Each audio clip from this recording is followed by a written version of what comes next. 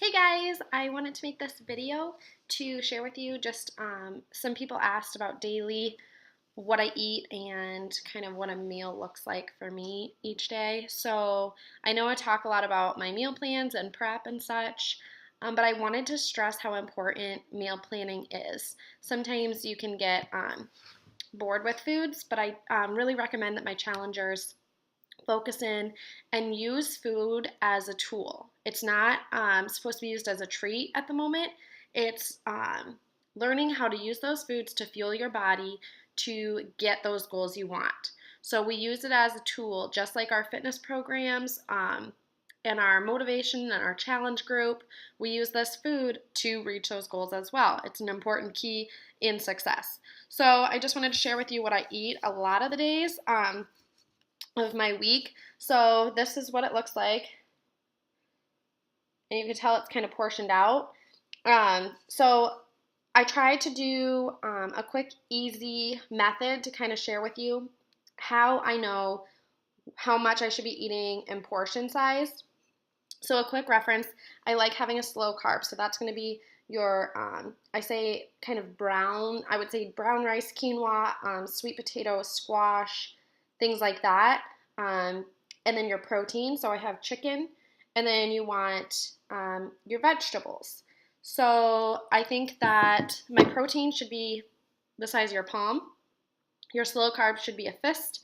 And then your veggies should be two. If you get more hungry throughout the day, and it's just not enough for you, I would say up your veggie intake because those leafy green dark vegetables are going to fuel your body without too much of the other added stuff.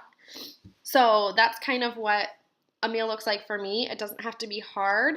Some people say that they get sick of eating the same thing every day.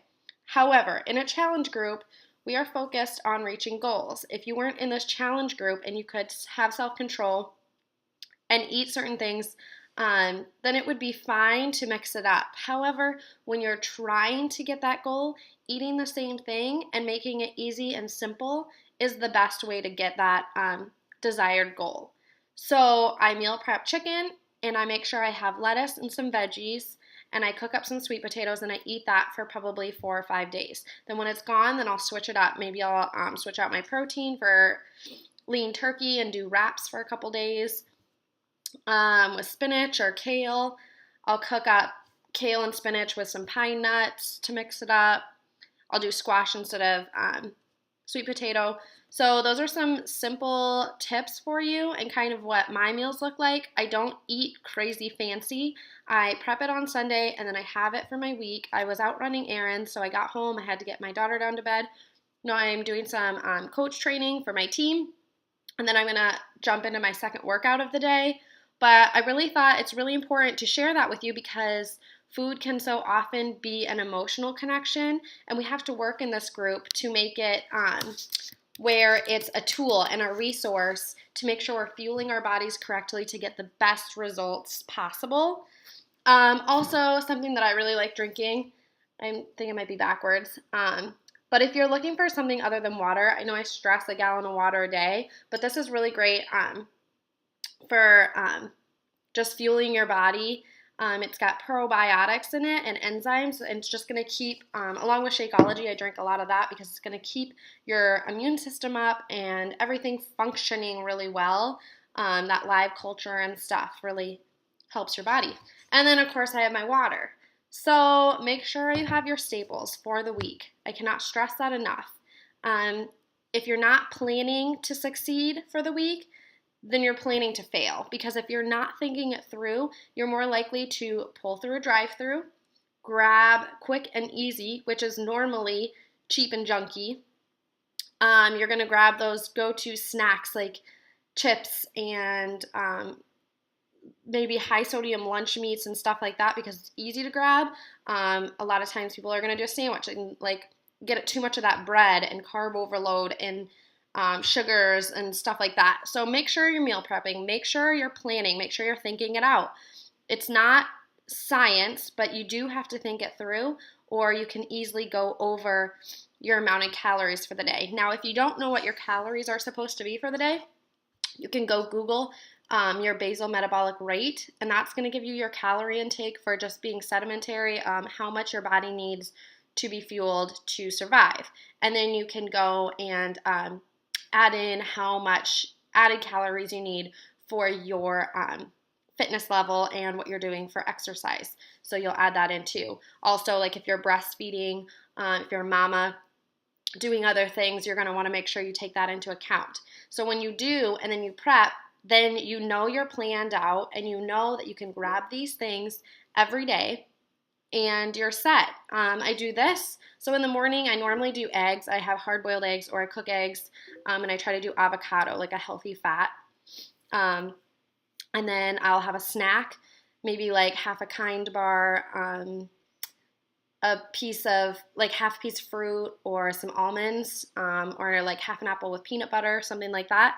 And then I do something very similar to this every day for lunch. Then in the afternoon, I have my Shakeology. And then for dinner, I normally like planning that ahead too. I'll make like a big pot of soup for the week. I'll meal prep, or I'll have this if I've been out and about and I do something different for lunch. I'll have this prepped and ready so I know I can stay on track for dinner if I have to give my daughter something different or something quick. I really like the Annie's mac and cheese, so it's not the best for you, but I try, if you're going to do prepackaged food, to keep it 5 ingredients or less. Normally, that's going to be your best option if you have to do prepackaged food. We do a lot of black beans, white beans. We do, let me think, ground turkey a lot of the time. We love spaghetti squash with like crushed tomatoes and garlic. So those are some options. I hope this helps kind of clarify how I say meal prepping and staying on track. I'm not eating gourmet. I'm not eating crazy foods. But this way I can really expand as I get my basics down.